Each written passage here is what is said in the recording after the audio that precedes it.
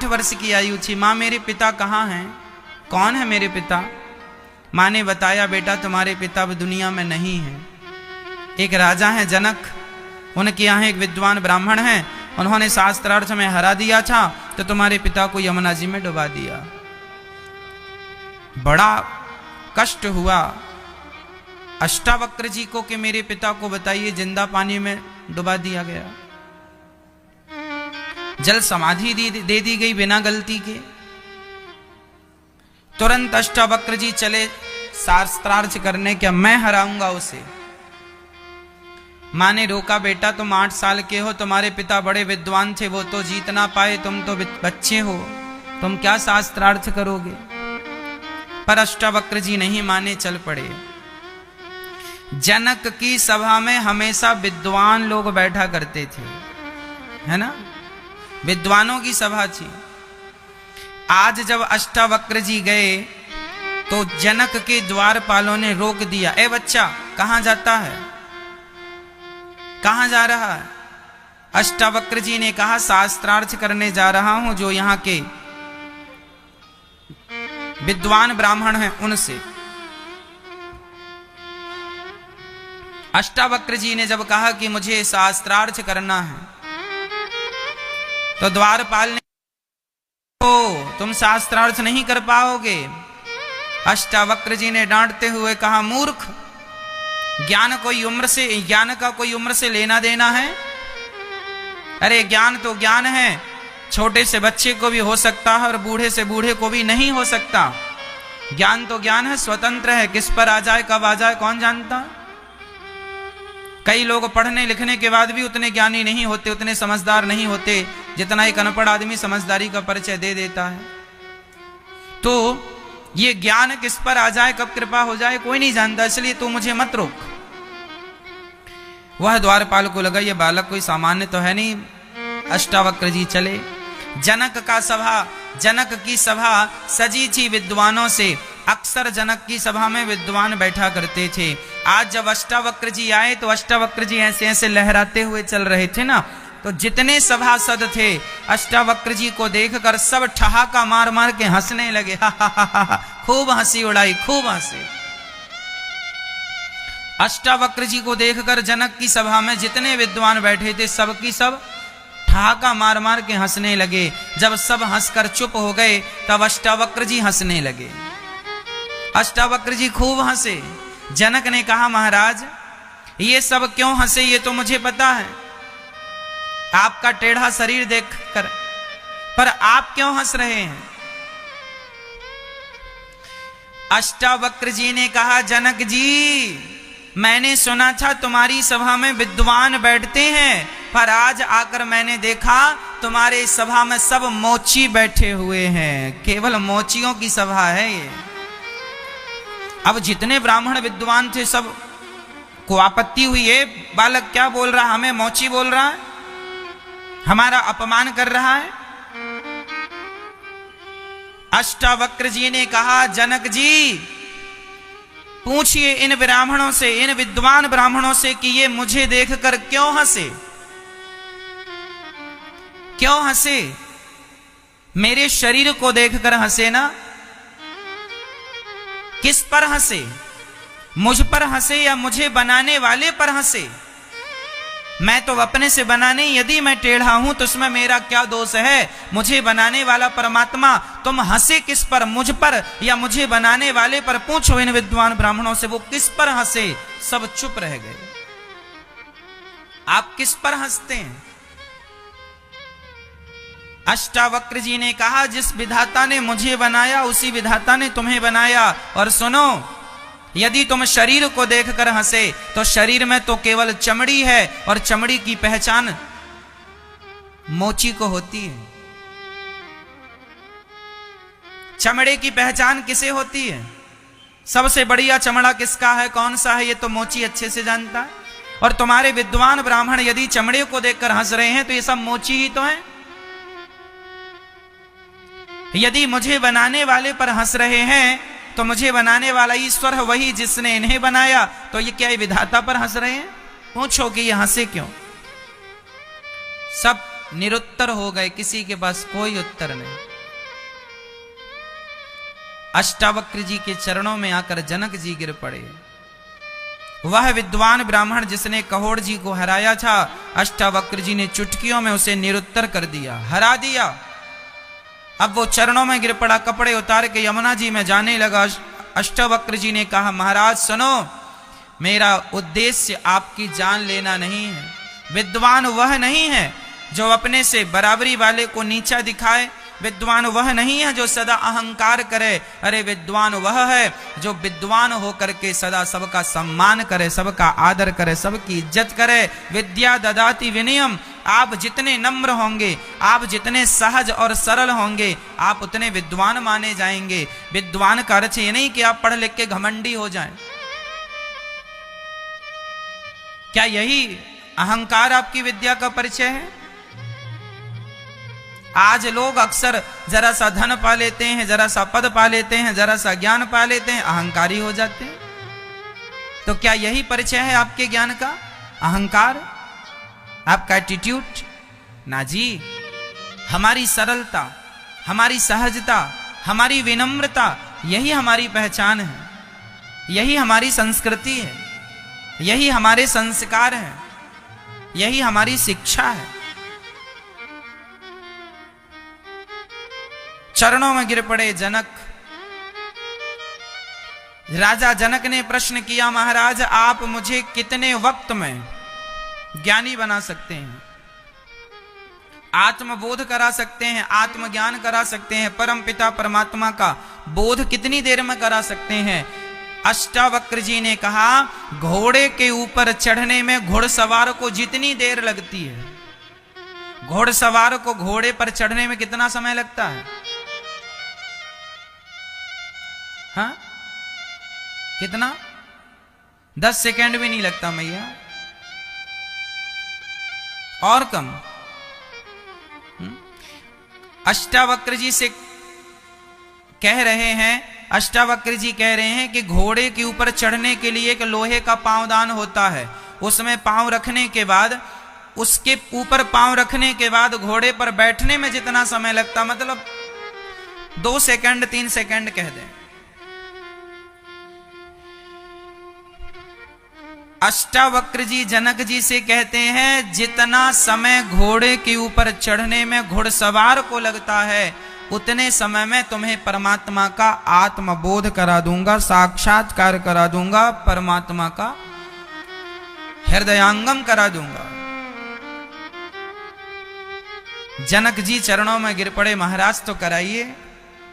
अष्टावक्र जी ने कहा, एक शर्त है, पहले आप अपने मन को वश में करके आओ। जब आप अपने मन को वश में करके आएंगे तो मैं 3 सेकंड में तुम्हें परमात्मा का साक्षात्कार करा दूंगा। अरे मन को निर्मल होते ही परमात्मा का साक्षात्कार हो जाता है। पानी गंदा है तो क्या उस गंदे पानी में हमारा तुम्हारा चित्र नजर आएगा? बोलो। पानी को शुद्ध होना पड़ेगा ना, पानी साफ होगा, फिर उसमें आपका चित्र, आपका प्रतिबिंब दिखाई पड़ेगा। गंदे पानी में आपका चित्र नजर नहीं आता तो गंदे मन में परमात्मा का चित्र कैसे दिखेगा? मन जिस दिन निर्मल हो जाएगा उसी दिन भगवान दिख जाएंगे। पानी जिस दिन निर्मल हो जाएगा उसी दिन आपका चित्र उतर आएगा। और केवल निर्मल नहीं, बहते पानी में किसी का चित्र नजर नहीं आता, ठहरे हुए पानी में चित्र नजर आता, आपका प्रतिबिंब। पहले के लोग दर्पण में, शीशे में अपना मुख नहीं देखा करते थे क्योंकि दर्पण का आविष्कार नहीं हुआ था। उस जमाने में पानी में अपना मुख देखा करते थे। हाँ या ना? बहुत पुरानी बात, हजारों साल पहले दर्पण में, पानी में अपना मुंह देख लिया करते थे जब दर्पण का कोई आविष्कार नहीं था। तो पानी, बहते हुए पानी में चित्र नजर नहीं आता, पानी को स्थिर करना पड़ता है। पानी ठहर जाए, पानी स्थिर हो जाए तो उसमें आपका चित्र नजर आता है। पानी निर्मल हो और पानी स्थिर हो, उसी प्रकार मन निर्मल हो और मन बिल्कुल शांत हो, उथल पुथल बिल्कुल ना हो। मन शांत होगा तो परमात्मा का साक्षात्कार हो जाएगा। ईश्वर के दिखने में कोई विडंबना नहीं है, कोई देर नहीं है। लोग कहते हैं भगवान नजर नहीं आते। अरे भगवान तो उसी दिन नजर आएंगे ना जब तुम्हारा मन निर्मल होगा। हम निर्मल मन नहीं है, भगवान दिखते नहीं है। निर्मल मन जन सो मोहि पावा, मोहि कपट छल छिद्र न भावा। ये अष्टावक्र गीता के वचन है। रामचरितमानस भी यही कहती है। अष्टावक्र जी भी कहते हैं, अष्टावक्र जी कहते हैं मन की निर्मलता, मन का एकाग्र होना अति अति अति आवश्यक साधक को। इसलिए चाहिए कि मन को निर्मल किया जाए।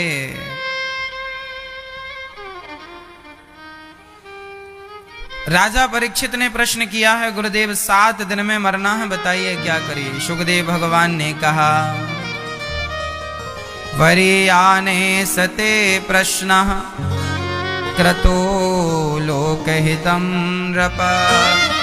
आत्मविद सम्मतः पुंसां श्रोतव्यादिषु यः परः। निद्रया ह्रियते नक्तं व्यवायेन च वावयः। दिवाचार्थे हया राजन् कुटुम्बभरणेन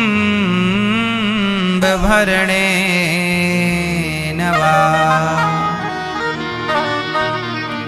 निद्रया ह्रियते नक्तम। साधक को चाहिए कि कम से कम सोए और ज्यादा से ज्यादा कर्म करे। आज हम सभी से यही निवेदन करते हैं कि देखो कम सोने का अभ्यास करो, ज्यादा ना सोइए। रात्रि है, सोने को 10 बजे सो जाओ, 5 बजे जाग जाओ। समय से जागो, समय से सो जाओ। बचे हुए समय दिन भर एक्टिव रहो, काम करो, कर्म करो। आलस्य का त्याग करके जागो और परमात्मा का चिंतन तो करो, पर कर्म करो। अपने आप को सफल बनाओ, अपने आप को सफल बनाने का प्रयास करो। आज हम लोग अपने आप को सफल नहीं बनाने का प्रयास। आजकल के बच्चे सो जाते हैं, हार जाते हैं। महाराज जी हमसे तो काम होता नहीं है, बिना काम किए भाई देखो कुछ काम होगा।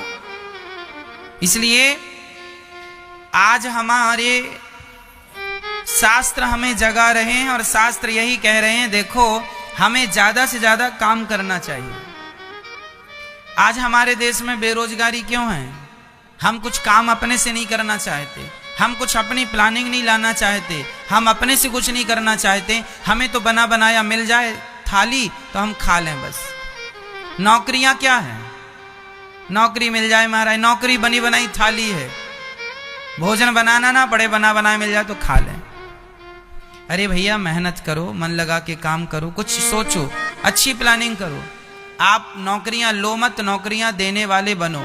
और आप कर सकते हैं सब चीजें। आपके ऊपर यदि आप थोड़ा सा भी काम करें अपने ऊपर, अपने आप के लिए, अपने माइंड के लिए, तो सब काम हो सकता है। आप सोचते ही नहीं पॉजिटिव, आप आश्रित हैं दूसरों पर। भैया तुम नौकरी दे दो, भैया तुम नौकरी दे दो, भैया तुम काहे दे दे नौकरी। तुम खुद क्यों नहीं नौकरियां उत्पन्न करने वाले बन रहे हो? क्यों नहीं अपने माइंड को सेट करो, बिजनेस की ओर ले जाओ, व्यापार की ओर ले जाओ। कुछ अच्छा सोचो, अच्छी प्लानिंग करो। क्यों 20-20, 25-25 हजार के लिए आप मोहताज हैं? क्यों 50 हजार के लिए मोहताज हैं? क्यों परेशान हैं? सोच छोटी क्यों रख रहे हैं? बड़ी सोच क्यों नहीं रखते? बड़ा टारगेट क्यों नहीं लेके चल रहे हैं? कुछ बड़ा करने का प्लान क्यों नहीं करते? व्यापार बिजनेस छोटे से शुरू होता है पर बहुत आगे जाता है। नौकरी एक सेट होती है, आपको 20,000 ही मिलेंगे, 50,000 ही मिलेंगे, 1 लाख ही मिलेंगे बस। बढ़ेगा तो थोड़ा बहुत और बढ़ जाएगा। पर व्यापार में तो 10 से आदमी 100 जा सकता है। क्यों जी? बिजनेस में तो 10 से 100 जा सकता है। इसलिए आज आप 10,000 रुपए कमा रहे हैं व्यापार में, तो महीने भर बाद 1 लाख भी कमा सकते हैं और 10 लाख भी कमा सकते हैं और 1 करोड़ भी कमाने की संभावना है, क्योंकि व्यापार है, बिजनेस है। हानि लाभ हो सकता है, पर कुछ अच्छा करने की कोशिश करो।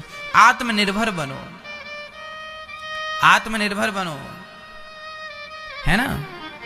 जरूरत है ना, आज समाज की हम सभी की जरूरत है।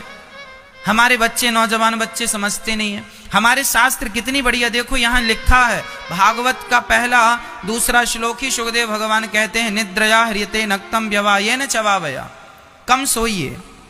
हनुमान जी लंका गए तो वहां पर मैनाक पर्वत ने कहा जरा सा विश्राम कर लीजिए। हनुमान जी बोले, राम काज कीन्हे बिनु मोहि कहाँ विश्राम। जब तक मैं राम जी की पूरे काम नहीं कर लेता, जब तक राम जी का काज नहीं कर लेता, तब तक मैं विश्राम नहीं कर सकता। बस जीवन में ये फंडा है, जीवन का ये सिद्धांत है कि जब तक आप सफल ना हो जाएं तब तक आपको विश्राम नहीं करना है। चलते रहो, दिमाग को लगाए रहो किसी न किसी काम में। खाली दिमाग शैतान का। यदि आप खाली हो गए ना तो आप कुछ उल्टा सीधा ही करेंगे, उल्टी काम करेंगे। कुछ नहीं काम होगा तो घरवाली से लड़ पड़ेंगे आप। बेरोजगार लोग क्या कर रहे हैं, पूरी बेरोजगारी की पूरा ठीकरा अपनी पत्नी पे फोड़ देते हैं, लड़ रहे हैं, झगड़ रहे हैं। कुछ काम में मन लगे तो वो काम में पूरा ध्यान जाए। अब काम धाम तो कुछ है नहीं, करना धरना कुछ है नहीं, खटिया तोड़ना, पत्नी से लड़ना बस, और लोगों से लड़ना, झगड़ा करना। इसलिए आप बहुत कुछ कर सकते हैं, बहुत कुछ कर सकते हैं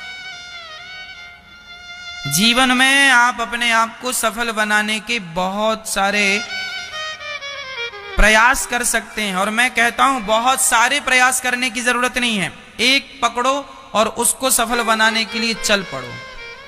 पलट कर नहीं देखना। हर काम में सफलताएं हैं, हर काम में नाम है, इज्जत है। बस उसे मन लगा के 100% कर डालो। यदि उस काम को, उस बिजनेस को, व्यापार को कोई नहीं जानता तो आप ही एक नया मुकाम दीजिए ना उसे, अपनी मेहनत के बल पर। क्यों जी, एक नया मुकाम दीजिए। सब कुछ पॉसिबल है भैया, सब हो सकता है। करने वाले हों तो सब हो जाए। लेकिन हमारे यहां लोग हार जाते, नहीं महाराज जी हम नहीं कर पाएंगे। जीवन में वही काम करना चाहिए जिसके लिए लोग कहें कि तुम ये नहीं कर पाओगे। जीवन में वही काम करना चाहिए जिससे लोग ये कह के छोड़ देते हैं ये काम बड़ा कठिन है। जो लोग छोड़ देते हैं ये कहकर के ये काम बहुत कठिन है, बोलो ये काम बहुत, बोलो एक बार, ये काम बहुत कठिन है। जो लोग ये कहकर छोड़ देते हैं कि ये काम मैं नहीं करूंगा क्योंकि ये काम बहुत कठिन है, उस बहुत कठिन को ही आपको करना है। यही चुनौती है जीवन में। सफल बनना है तो वही करिए जो कोई नहीं कर सकता। जो सब कर सकते हैं वही आप करेंगे तो सबकी तरह आपकी गिनती होगी। पर जो कोई नहीं कर सकता वो आप करेंगे तो आप अलग, आपकी पहचान अलग होगी। क्यों जी, आपका अलग नाम होगा, आपका रुतबा अलग होगा। क्यों जी, इसलिए जीवन में वही करना है जिसको समाज कहे कि ये कठिन है। Nothing is impossible, everything is possible.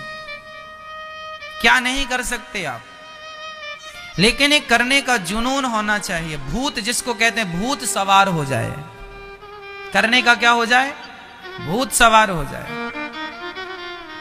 करना ही है बस।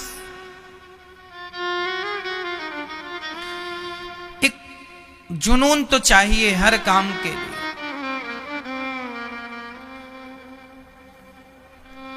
जितने लोग आज सफल हैं वो इसलिए सफल हैं क्योंकि उन्हें उस काम का जुनून सवार है, करना है।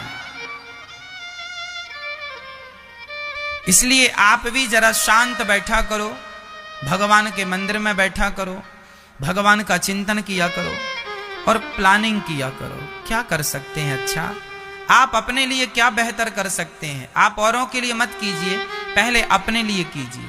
जब आप अपने लिए अच्छा कर लेंगे तो स्वाभाविक है कि आप जब अपने लिए अच्छा कर लेंगे तो आपसे 5 लोग जुड़ जाएंगे, फिर आपसे 10 लोग जुड़ेंगे, फिर आपसे 25 लोग जुड़ेंगे, फिर 50 लोग जुड़ेंगे, फिर 1000 लोग भी जुड़ सकते हैं। और 1000 लोगों का गुजारा आपसे चल सकता है। 1000 लोगों का चूल्हा आप जलाइए अपनी मेहनत, अपनी काबिलियत के बल पर। दूसरों के जलते हुए चूल्हे से क्या आग मांगते हो? अपनी आग खुद सुलगाओ ना, खुद अपने आप को सफल बनाओ। कामयाबी की आग।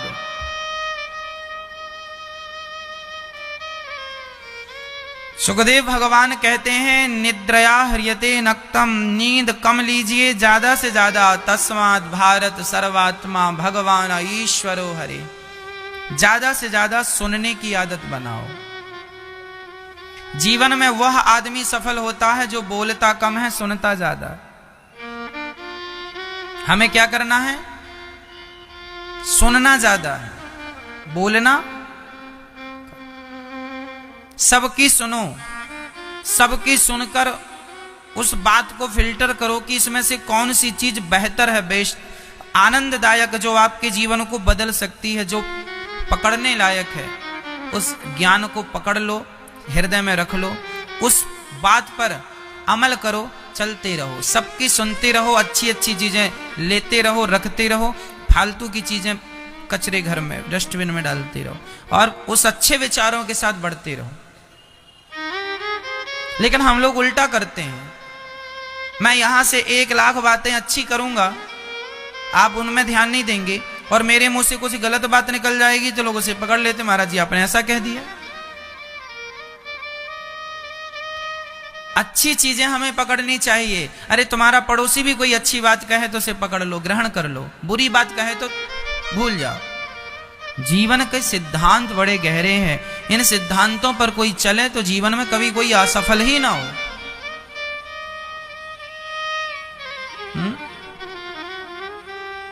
कोई असफल ना हो। रोनाल्डो नाम का एक खिलाड़ी है, फुटबॉल खेलता है। बहुत गरीब परिवार से था। इतना गरीब था कि उसके माँ बाप ने उसे खिलौना तक नहीं दिया।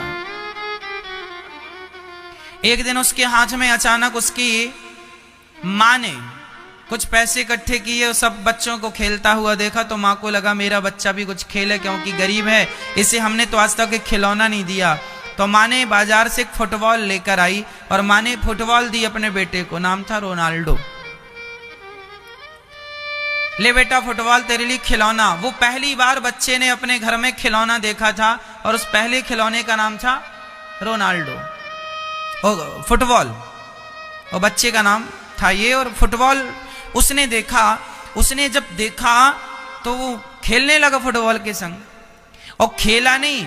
उसके बाद उसने दूसरा खिलौना नहीं लिया, उसने फुटबॉल को ही अपना प्रोफेशनल बना लिया और आगे चलता चलता चलता चलता आज वो दुनिया का सबसे महंगा फुटबॉलर है। सबसे महंगा। करोड़पति नहीं, अरबपति है। करोड़पति नहीं है वो, अरबपति। क्यों? जुनून है। आप एक चीज पकड़ लीजिए और उसमें डूब जाइए, वहीं से सफलताएं मिलेंगी। क्यों जी? माँ ने खेलने के लिए दिया था, उसने खेल खेल में दुनिया में नाम भी कमाया, पैसा भी कमाया, सब जानते हैं। क्यों भैया? तो जीवन में कौन लोग असफल हैं? असफल वही हैं जिनके जीवन का कोई उद्देश्य नहीं है, कोई लक्ष्य नहीं है। उनसे पूछो कहां जाना है। एक सज्जन रेलवे स्टेशन गए, भैया टिकट दे दो। टिकट काटने वाले ने पूछा कहां की दे दूं? कहीं की भी दे दो। अरे पागल तू बता तो सही कहां की चाहिए। वो तो कहीं की भी दे देगा, तू बता, तू तो कुछ सोचा होगा कहां जाना, वो कहां की दे देगा। तो ये हमें निर्णय करना है ना, हमें कहां जाना है। ये हम डिसाइड करेंगे, टिकट काटने वाला करेगा? ये किसे डिसाइड करना होता है कि कहां जाना है? टिकट वाले को कि आपको? बोलो बोलो मेरी मां। हमें डिसाइड करना होता है कि हमें कहां जाना है। तो ये आप डिसाइड क्यों नहीं करते कि हमें कहां जाना है? आप नौजवान बच्चे खटिया में पड़े हैं, पूछो इनसे कहां जाना है। क्या आखिरी मुकाम आपका ये खटिया बिस्तर ही है जो दिन भर सोते रहते हो, दिन भर पड़े रहते हो, खाते हो और सोते हो, खाते हो और सोते हो? क्या यही आपका मुकाम है? ये कौन लोग? ये बुझे हुए दिए हैं। 1,00,000 बुझे हुए दिए मिल जाए तो 1,00,000 दिए एक को नहीं जला सकते, और एक जला हुआ दिया लाखों बुझे हुए दिए को जला सकता है। इसलिए बुझे हुए दिए ना बनो, जले हुए दिए बनो। एक दिया ऐसे बन जाओ कि आप एक दिया समस्त दियों को जलाओ। बुझे दिए हैं, आज भीड़ लगी है बुझे दियों की, जले दिए बनो। स्वयं के लिए रोशनी तैयार करो, और आप इतनी रोशनी तैयार करो कि आपकी रोशनी पर और लोग भी चल सकें, उन्हें भी रास्ता मिल जाए, उन्हें भी मंजिल मिल जाए आपकी रोशनी से। क्यों जी? ये सब जो मैं कह रहा हूं क्या संभव है? बताइए, चुनौतियां किनके सामने नहीं थी? क्या रोनाल्डो के सामने चुनौतियां नहीं रही होंगी? सचिन हमारे देश के खिलाड़ी, क्रिकेटर सचिन, पाकिस्तान से मैच हो रहा था। उस समय की बात है जब सचिन की शुरुआत थी क्रिकेट में।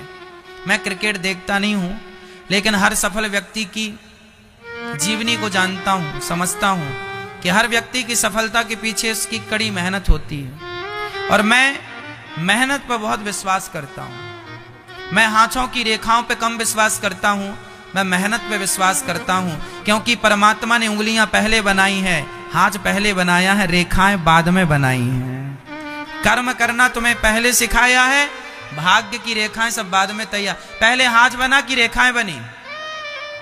बोलो, हाथ बना ना। हाथ होगा तब तो रेखाएं। तो हाथ है मतलब कर्म के लिए, कर्म कर, रेखाएं तो बनती बिगड़ती रहेंगी। रेखाएं तो तेरे हिसाब की भी हो जाएंगी। कर्मठ आदमी रेखाओं को अपने हिसाब से ढाल लेता है। हम वहां जाएंगे जहां रेखाएं ले जा रही हैं, वहां नहीं जहां हम मेहनत करके पहुंचना चाहेंगे। रेखा यदि इस तरफ ले जा रही है और हमारी मेहनत इस तरफ है, तो रेखा को भी तुम्हारी मेहनत के आगे मुड़ना पड़ेगा। अपनी रेखाओं को बदल दो, आपकी मेहनत में इतनी ताकत होनी चाहिए। ये एक लक्ष्य। क्यों जी? सचिन जब क्रिकेट खेल रहे थे, एक बार पाकिस्तान से मैच था, पुराना क्रिकेट मैच है ये, तो इतनी फास्ट बॉल आई, हेलमेट लगाया नहीं था सचिन ने, और उनकी नाक में लगी, नाक ब्लास्ट हो गई, फूट गई, खून निकलने लग गया। क्यों जी? आप पढ़ लेना, ये सब हिस्ट्रियां मिल जाएंगी। सचिन की नाक फूट गई। बहुत तेज बॉल, बहुत एक तो फास्ट थी और बहुत वजनदार होती है, मार दिया नाक में, फूट गई, खून निकलने लगा। डॉक्टर आए, बोले अब तो आप खेल नहीं पाओगे, चलो चलो चलो चलो चलो चलो। पट्टी वट्टी की, बोले हॉस्पिटल में भर्ती करना पड़ेगा, अंदर कोई फ्रैक्चर वैक्चर हो सकता है। खून गिर रहा था और सचिन ने कहा कि नहीं, मैं अभी खेलूंगा, मैं अभी क्रिकेट खेलूंगा। खून गिर रहा है और बंदा कह रहा है मैं क्रिकेट खेलूंगा। जरा सी चोट लगने पर लोग हॉस्पिटल पहुंच जाते हैं, और वह नाक से जबरदस्त खून गिरने पर भी कहते हैं खेलूंगा। खेला, और खेला ही नहीं, जो फास्ट गेंद ने उसकी नाक तोड़ डाली। अब हर गेंद को तोड़कर सेंचुरी तैयार कर ली, सेंचुरी बना ली। हर कठिन परिस्थिति में, हर विषम परिस्थिति में अपने आप को संयमी बना के रखना, संयम से रखना, और उस समय आपको ऐसा निर्णय लेना है कि आपका वह निर्णय आपके जीवन का सबसे सर्वश्रेष्ठ निर्णय हो। सफल होना है तो विषम परिस्थिति में भी काम करना होता। यूं ही नाम नहीं हो जाता किसी का, यूं ही इज्जत नहीं मिल जाती किसी को। आजकल तो बेटा अपने बाप की इज्जत नहीं करता, और यदि आपकी कोई इज्जत करता है, आप किसी की इज्जत करते हैं, तो सोचो उसकी इज्जत पाने के लिए कितनी मेहनत होगी। इसलिए मैं हाथ जोड़ के कहता हूं नौजवान दोस्तों से, जीवन में सफलता जरूरी है। आपका भी नाम हो, आपकी भी इज्जत हो, आपके पास भी एक घर हो, आपके पास भी एक गाड़ी हो, आपके भी जो सपने हैं। देखो, सपने देखने का अधिकार सबको होता है, आप भी सपने देखते होंगे, मैं भी सपने देखता हूं, लेकिन सपने देखना पर्याप्त नहीं होता, उन सपनों को साकार करना होता है। और सपने साकार तब होते हैं जब आपकी मेहनत होती है। हाँ या ना? यदि आप मेहनत करने को तैयार हैं तो सपने आपके साकार होंगे। कई लोगों के सपने उसी तरह नष्ट हो जाते हैं जैसे बिना किसान बीज बो दे, फसल बो दे और उसका ध्यान न रखे तो वह बोई हुई फसल, बोया हुआ बीज खेत में नष्ट हो जाता है, क्योंकि सही ढंग से नहीं बोया गया।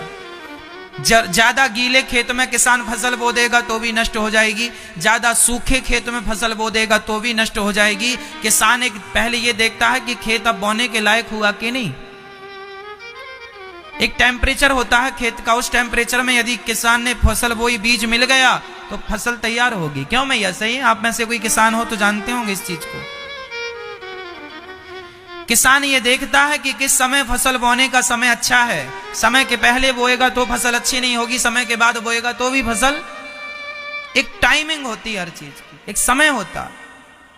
उसी प्रकार जैसे खेत में बीज नष्ट हो जाता है बिना समय के, उसी तरह जीवन में मेहनत बेकार हो जाती है यदि सही वक्त पर सही डिसीजन, सही निर्णय ना लिया जाए तो।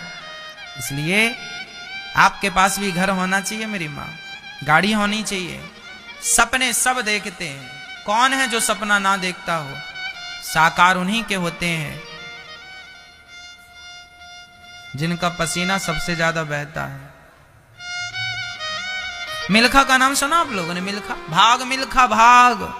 अब तो मिल्खा राम नहीं है। मिल्खा नाम के एक व्यक्ति, भारतीय व्यक्ति हैं, आप जानते हैं? अभी कुछ दिन पहले, कुछ महीनों वर्ष पहले उनकी आयु पूरी हुई। मिल्खा दौड़ता था, चैंपियन था, सबको पीछे छोड़ देता था। मिल्खा एक सामान्य बच्चा था, मेरी और आपकी तरह, एक लड़का था, दौड़ता था। जब वो मिल्खा दौड़ कर आता तो अपना पसीना, उसने एक पसीने से कप, अपनी बनियान उतारता और उसे निचोड़ता तो उसकी पसीने से कप भर जाता। कप जिसमें आप चाय पीते हैं, कप भर जाता। मिल्खा को लगा यार ये पसीना बहुत कम नहीं है, एक कप पसीना बहुत कम लगा उसे। तो उसने और मेहनत की। क्या की?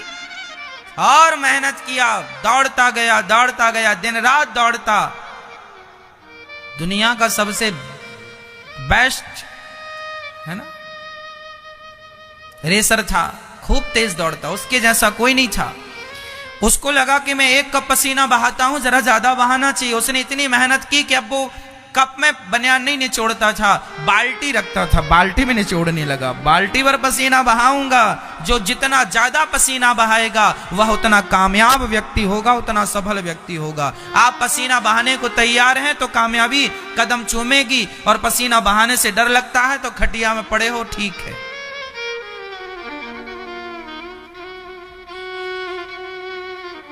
पसीना बहा सकते हो तो सपने भी देख लेना, और पसीना बहाने से डर लगता है तो सपने देखना फिर तुम्हारा बेकार है। फिर तुम्हारे सपने भी वैसे ही व्यर्थ हैं जैसे बिना समय के बोई हुई खेती व्यर्थ है, बिना समय के बोया हुआ बीज व्यर्थ है।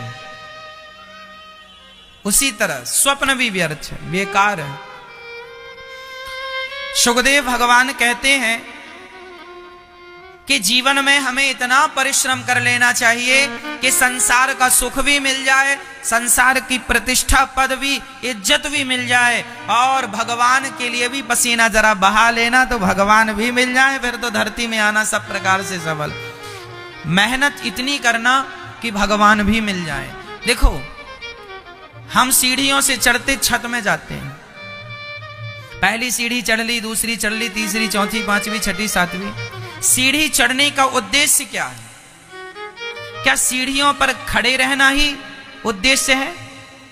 ना जी, सीढ़ी पर पांव रखा है तो पहला पांव